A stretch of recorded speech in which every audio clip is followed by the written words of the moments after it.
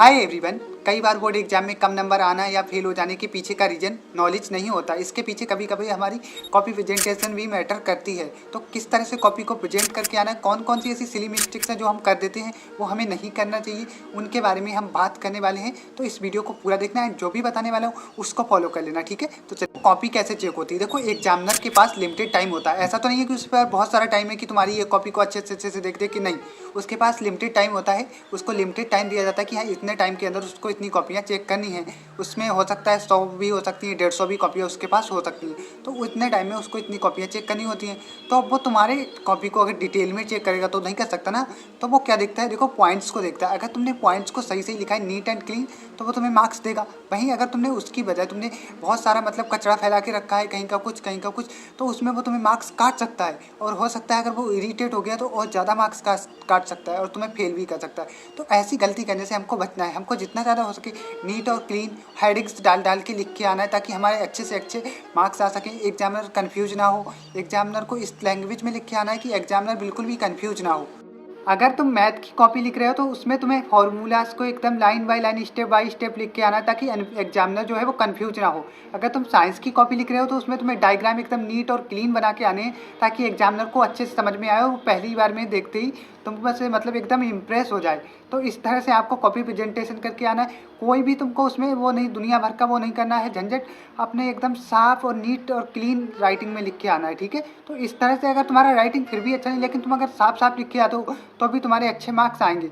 लेकिन अगर तुम्हारी राइटिंग भी अच्छी है, और सबसे बड़ी देखो गलती कहाँ पे करते हैं लोग, यहीं पे कर देते हैं। क्या करते हैं वो, उन्हें नॉलेज तो सब कुछ होता है लेकिन प्रेजेंटेशन के बारे में नहीं पता होता है कि किस तरह से नीट और क्लीन कॉपी लिख के आए, ताकि एग्जामिनर एकदम इम्प्रेस हो जाए हमसे और हमें फुल मार्क्स दे दे। और देखो, अगर एग्जामिनर को इम्प्रेस कर लिया ना तो तुम्हें वो एक्स्ट्रा नंबर भी दे सकता है। तो देखो, तुम्हारे ऊपर डिपेंड करता है कि तुम किस तरह से एग्जामिनर को इम्प्रेस कर सकते हो।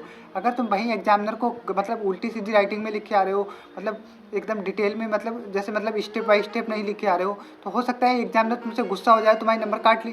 तो ऐसा नहीं करना है हमको क्या करना है, एकदम जिस तरह से मैंने बोला स्ट्रक्चर वे में लिख के आना है और एकदम डिटेल में स्टेप बाय स्टेप लिख के आना है, ताकि एग्जामिनर को अच्छे से समझ में आए और एकदम खुश हो जाए एग्जामिनर। एंड सबसे बड़ी गलती आपको जो नहीं करनी है वो है कि हम क्या करते हैं ना, जैसे मैथ में कोई क्वेश्चन सॉल्व कर रहे होते हैं, रफ वर्क कर रहे होते हैं, तो रफ वर्क को भी उसी में मिक्स कर देते हैं। नहीं, ऐसा नहीं करना हमें। मतलब या तो कुछ ऐसा, मतलब एक साइड में ऐसे मतलब स्केल्स वगैरह से वो कर लेना है और वहाँ पे लिख देना है रफ वर्क, जिससे वो एक साइड हो जाएगा, ठीक है। अगर उसकी नज़र पड़ेगी भी एग्जामिनर की तो वो देख लेगा कि हाँ ये रफ वर्क है। तो इस तरह से हमें करके आना है। ऐसा नहीं कि रफ वर्क को भी उसी में मिक्स कर देते हैं कुछ बच्चे होते हैं, तो ऐसा आपने को नहीं करना। अगर आप मैथ की कॉपी में कोई रफ वर्क कर रहे हो या फिर अदर कॉपी में, तो उसको एक साइड पे लिख के आओ कि हाँ ये रफ वर्क है और यहाँ पे मैंने ये लिखा है। तो इस तरह से एग्जामिनर को पता चल जाएगा कि हाँ ये यहाँ पे इस बच्चे ने रफ वर्क किया है। और पता है कुछ बच्चे क्या करते हैं, जैसे मतलब क्वेश्चन कर रहे होते तो क्वेश्चन नंबर 2 डाल के उसमें 3 का आंसर लिख के आ जाते हैं और वो सोचते हैं मुझे मार्क्स मिल जाएंगे। कहाँ से मिल जाएंगे भाई मार्क्स? अगर तुम 3 नंबर मतलब 2 नंबर डाल के आए हो, तीसरे क्वेश्चन का आंसर लिख के आ रहे हो, कहाँ से मिल जाएगा भाई? एग्जामिनर देखेगा, उसे गलत लगेगा, वो काट देगा, तुम्हारा नंबर भी काट देगा। तो ऐसा नहीं करना। आप जितना हो सके इस मिस्टेक पे सबसे ज़्यादा ध्यान देना।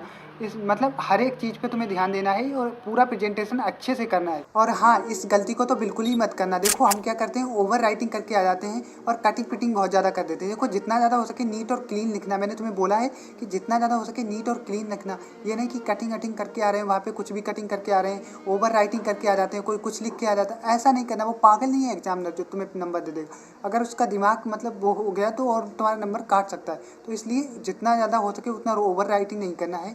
अपने आप को नीट एंड क्लीन लिख के आना है और कटिंग पिटिंग तो बिल्कुल ही नहीं करनी है। अगर कुछ बाई चांस अगर कोई वर्ड्स गलत भी लिख जाता है तो उस पर हल्का सा टिक लगा देना कि हाँ ये मतलब गलत है, बस। इससे ज़्यादा उस पर कटिंग पिटिंग नहीं करनी है। एंड अगर तुम लोग कोई लॉन्ग क्वेश्चन कर रहे होते हो तो उसमें ट्राई करना कि तुम हेडिंग में बना के लिखो, ताकि एग्जामिनर हेडिंग्स को देख ले और आराम से, उसका टाइम भी इतना ज़्यादा कंज्यूम ना हो और वो आराम से तुम्हें मार्क्स दे दे। तो जो भी लंबा मतलब कोई भी लॉन्ग क्वेश्चन लिख के आ रहे हो उसको हेडिंग्स में लिख के आना, ताकि एग्जामिनर को एकदम आसानी चेक करने में काफ़ी आसानी हो। सो आई होप कि तुमको ये वीडियो पसंद आया होगा एंड जो भी मैंने बताया उसे फॉलो कर लेना। अगर उस तरह से तुम कॉपी लिख के आए तो तुम्हें पूरे के पूरे नंबर मिलेंगे, एक भी नंबर नहीं कटने वाला है।